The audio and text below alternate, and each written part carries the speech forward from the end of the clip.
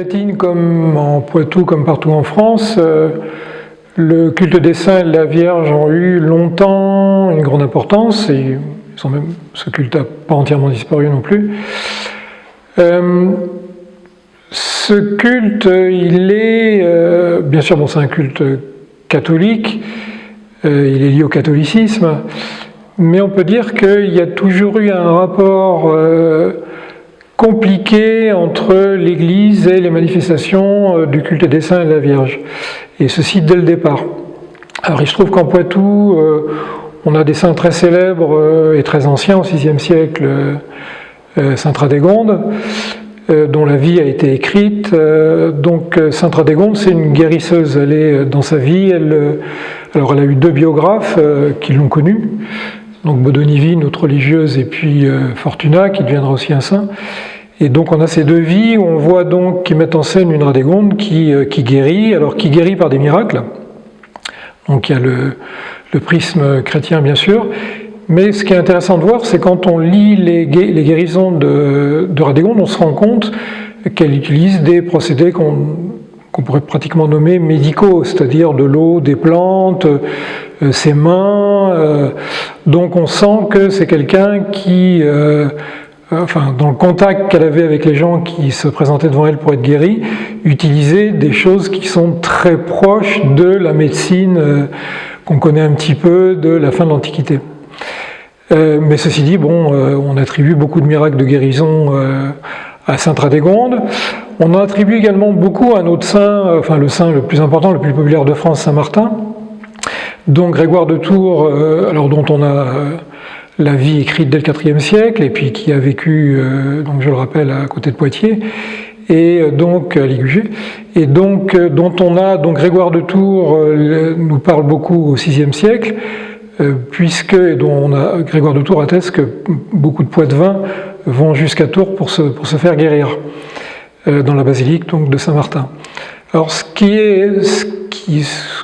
que je remarque, c'est que ces guérisons, donc l'Église, si j'ose dire, donne son accord, elles sont validées, voilà, sont des saints, en sachant qu'un saint, c'est jamais lui qui guérit, il n'est qu'un intermédiaire dans la vision catholique, donc en fait c'est Dieu qui guérit.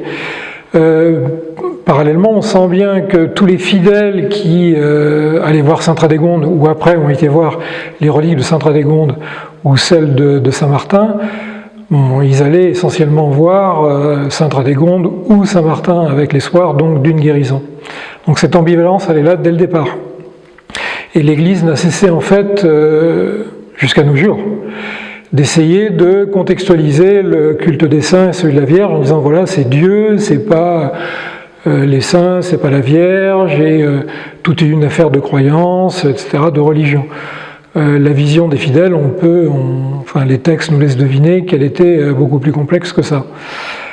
En Gâtine, il y a des sanctuaires importants, il y a des saints également qui ont une certaine importance. Alors, en Gâtine ou aux frontières, aux oreilles de la Gâtine. Alors, les sanctuaires importants de la Gâtine sont surtout des sanctuaires consacrés à la Vierge, donc celui de Pitié à la chapelle Saint-Laurent, donc là on est limite Gâtine-Bocage, qui est un sanctuaire qui existe peut-être depuis l'époque médiévale, sûrement depuis le XVIe, XVIIe siècle, avec un pèlerinage qui existe toujours, donc on ne parle pas d'une chose morte.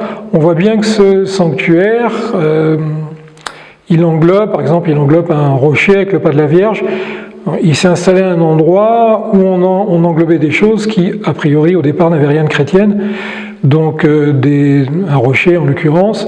Très souvent, donc, le culte des saints de la Vierge, il y a une source qui est associée. Il y a un endroit, donc ces cultes sont liés à des endroits.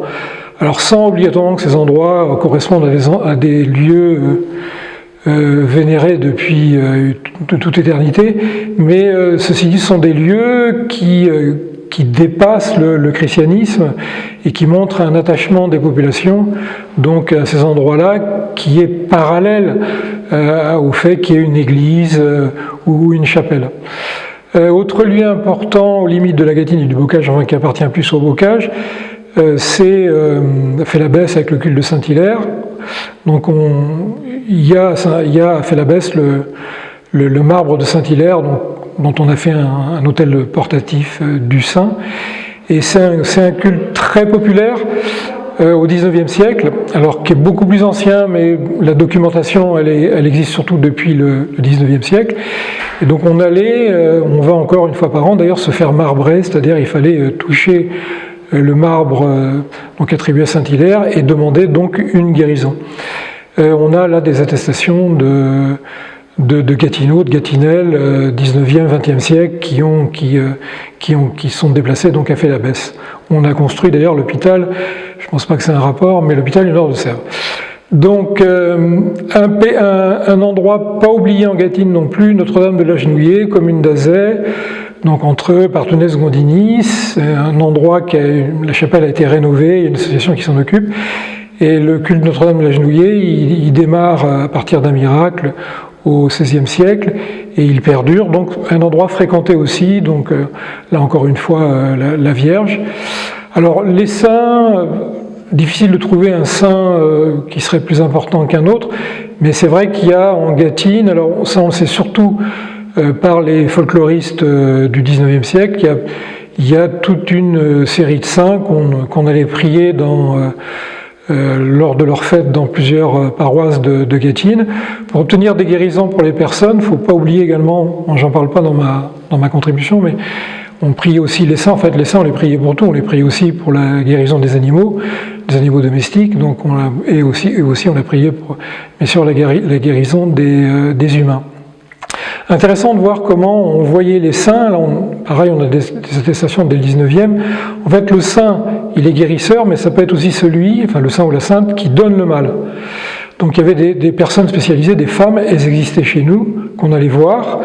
Et en fait, c'était elles qui, par des procédés qu'on peut qualifier de magiques avec des guillemets, décidaient quel est le saint qui avait provoqué une maladie, notamment pour les enfants. Et en fait, c'était ce saint qu'il fallait les prier. Si on ne pouvait pas aller le prier, cette femme, donc, c'est elle qui allait faire le pèlerinage à votre place pour obtenir la guérison donc de l'enfant ou de la femme ou de l'homme.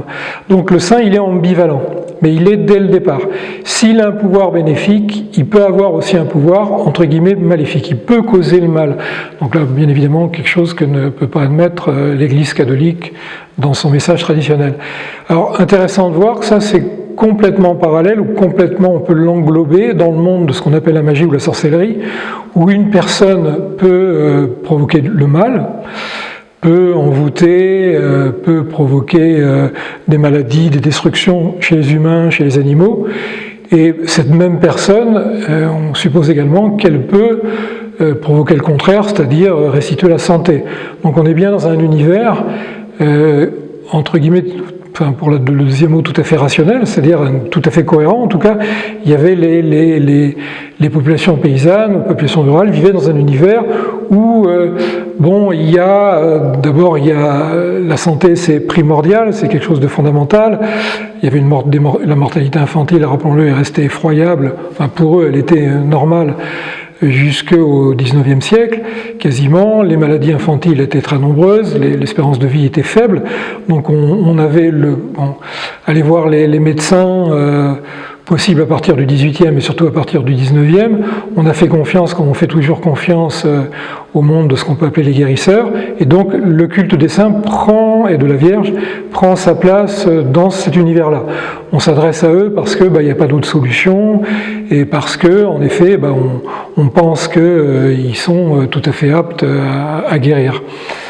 Qu'est-ce que je peux rajouter par rapport à ça? Oui, l'impression de parler d'un monde englouti. C'est vrai que ces cultes-là, quand on en parle, on pense surtout à Lourdes ou à Fatima, c'est-à-dire il y a encore des grands pèlerinages mariaux en France et en Europe. Enfin, en France, celui de Lourdes où ces données-là sont encore présentes, mais bien évidemment, le culte des saints et nos sanctuaires locaux, ils n'ont pas disparu, mais on les connaît beaucoup plus maintenant d'une manière historique ou par rapport à des pratiques du passé. Les folkloristes y sont beaucoup intéressés à partir du XIXe siècle, et souvent donc ces sanctuaires en plus contiennent des objets sacrés pour nos ancêtres, moins pour nous, mais qui esthétiquement méritent largement d'être conservés.